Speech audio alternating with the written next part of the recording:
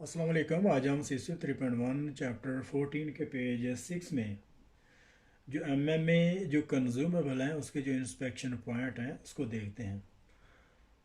तो यहाँ से अभी हम इसको स्टार्ट करते हैं। नंबर 1 में इसका जो साइज़ है, तो साइज़ चेक करने के लिए हम इसकी जो है वो लेंथ जो है वो इस तरीके से चेक करेंगे। ठीक है। और उसके अलावा उसका जो डायामीटर है उस और इसका जो डायामीटर है उसमें जो इसकी जो कोर वायर है सिर्फ उसको जो है वो मेजर करेंगे।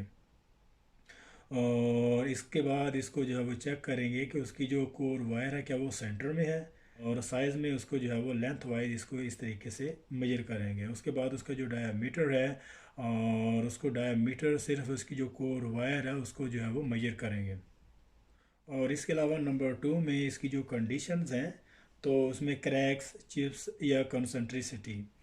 तो इसकी जो कंडीशन में इसको जो ये चेक करेंगे कि उसका जो फ्लैक्स है उसमें क्रैक तो नहीं है, या उसके जो चिप्स वगैरह तो नहीं उखड़े हुए, जैसे कि उसमें बाज़ का उसका फ्लैक्स डैमेज होने के बाद वो झड़ जाता है। और इसके अलावा उसकी जो कंसेंट्रिसिटी है उसको चेक करना, और ये चेक करना कि उसकी जो कोर वायर है क्या वो सेंटर में है।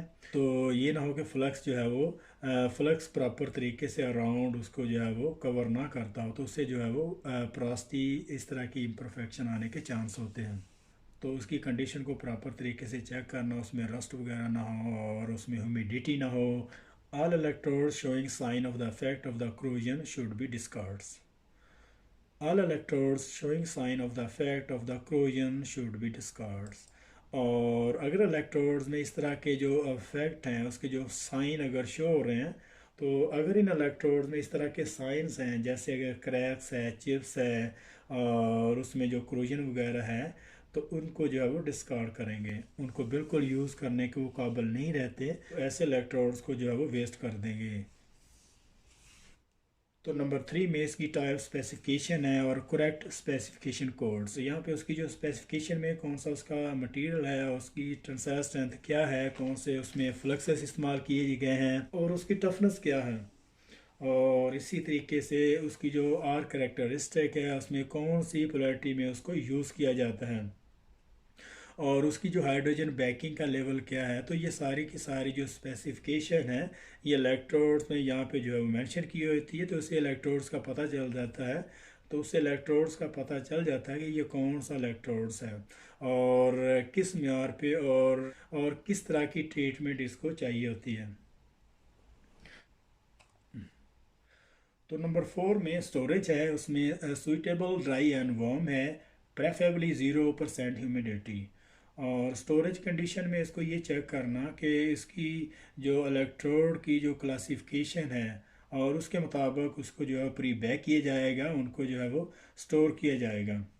जैसे कि अगर बेसिक इलेक्ट्रोड्स हैं तो उनको प्रॉपर तरीके से बेक करने का एक दूसरे इलेक्ट्रोड से उसका जो मेथड है वो डिफरेंट है, और उसमें 0% उसमें ह्यूमिडिटी है, उसमें जो भी रिक्वायर होगी। अगर उसमें ज़रा सी भी इस तरह की जो नमी है या ह्यूमिडिटी है, अगर वो गीले हैं, तो वो वेल्ड की प्रॉपर्टी पे जो है वो असरअंदाज होते हैं।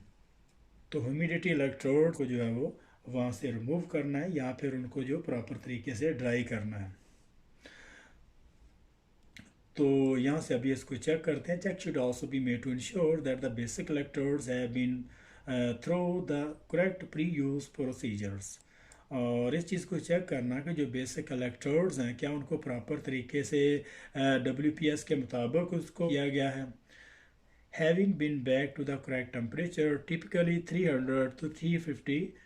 300 to 350 centigrade for 1 hour and then held in the holding oven 150 centigrade maximum। यहाँ तक इसको देखते हैं। या वो करेक्ट टेम्परेचर के मुताबिक उनको जो बैक किया गया है, और बैक करने के दौरान उसका जो टेम्परेचर है वो 350 टू उनका जो टेम्परेचर है वो 300 टू 350 सेंटीग्रेड जो है वो 2 आवर के लिए उसको होल्डिंग ओवन में 300 टू 350 सेंटीग्रेड पर 2 आवर के लिए उनको जो है वो बैक किया जाता है।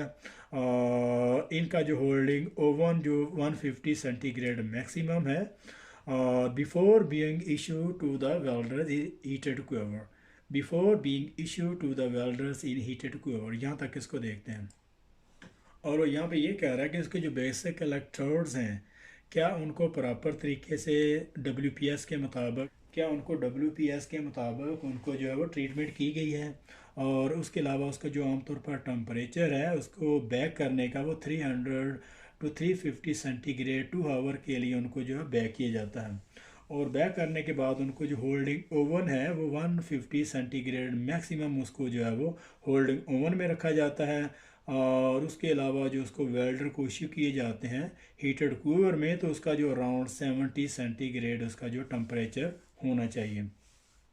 तो यहाँ पे कुछ क्वेश्चन भी बनते हैं कि बेसिक इलेक्ट्रोड का जो बैकिंग जो टम्परेचर है वो कितना होना चाहिए, 200 टू 300 या फिर 350 टू 450 या इस तरीके से कुछ और भी वहाँ पे हिंट्स होंगे।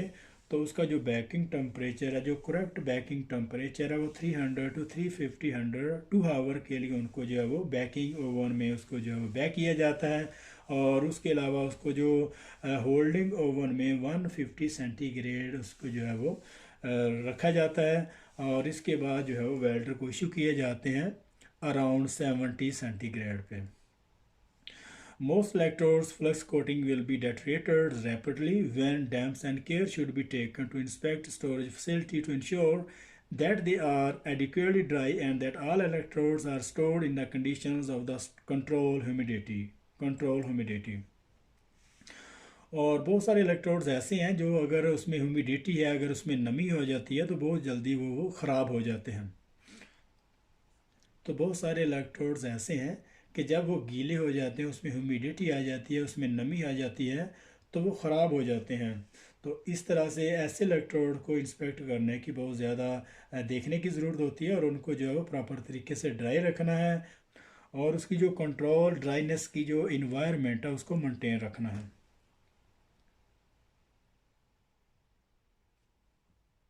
यहाँ से अभी हम इसको देखते हैं। वैक्यूम पैक्ड इलेक्ट्रोड्स में B use directly from the cartoons. और जो वैक्यूम पैक्ड इलेक्ट्रोड्स हैं उनको डायरेक्ट जो है वो कार्टून से इसको यूज़ करते हैं।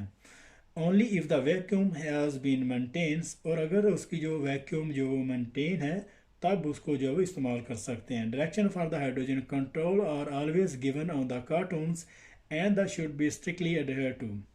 और जो कार्टून्स है उसमें जो हाइड्रोजन को कंट्रोल करने की और उसको मेंटेन रखने की इंस्ट्रक्शन है, उस पर जो हदायत हैं वो मेंशन हुई होती हैं, और उनके मुताबिक उनको जो है वो यूज़ किया जाता है। The cost of the each electrodes is insignificance The cost of each electrode is insignificant compared with the cost of any repair. Thus, basic electrodes that are left in the heated cover after the day shift may potentially be rebacked but would normally be discarded to avoid the risk of the H2 induced problem। यहाँ तक इसको देखते हैं। तो इसको हम थोड़ा थोड़ा करते हैं कि जो वैक्यूम पैक्ड इलेक्ट्रोड्स हैं उसको डायरेक्ट जो है वो कार्टून से इसको जो है वो यूज़ करते हैं अगर उसकी हाइड्रोजन मेंटेन है। मतलब वैक्यूम पैक्ड इलेक्ट्रोड्स के जब उसको जो निकाला जाता है, जब उसको ओपन किया जाता है, तो उसका जो टाइम टेबल जो है वो नोट कर लिया जाता है। इंस्पेक्टर उसका जो टाइम टेबल नोट करता है, फिर उसको यूज़ किया जाता है। और अगर वो 4 आवर में अगर वो इलेक्ट्रोड्स ख़त्म नहीं होते तो फिर उसको जो है बैक करने की ज़रूरत होती है। और इसका जो कार्टन ओपनिंग का जो टाइम टेबल है वो इंस्पेक्टर उसको नोट करता है, और अगर वो इलेक्ट्रोड बच जाते हैं तो फिर उनको जो है वो बैक करने की ज़रूरत होती है। Direction for the hydrogen control are always given on the cartoons and should be strictly adhered to। और हाइड्रोजन की जो डायरेक्शन है, इसकी जो हाइड्रोजन कंट्रोल करने की जो डायरेक्शन है उनको कार्टून के ऊपर जो प्रिंटेड की हुई थी तो हमेशा उसी को फॉलो करना होगा। The cost of each electrode is insignificant compared with the cost of any repair. Thus, basic electrodes that are left in the heated cover after the day shift may be potentially be rebacked but would normally be discarded to avoid the risk of the hydrogen induced problem।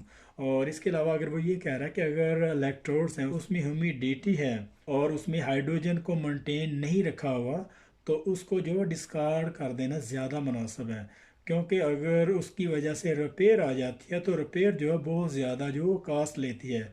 जैसे अगर एक दो electrodes हैं, ये गलत ऐसे electrode चला देते हैं जिसकी हाइड्रोजन को मेंटेन नहीं रखा हुआ, तो उससे रिपेयर आने के चांस ज़्यादा होते हैं। इससे बेहतर मुनासिब यही होगा कि उन इलेक्ट्रोड को वहाँ पे जो है वो डिस्कार्ड कर दें, उनको वेस्ट कर दें, ताकि जो हाइड्रोजन क्रैकिंग की जो प्रॉब्लम है वो उससे बचा जा सके।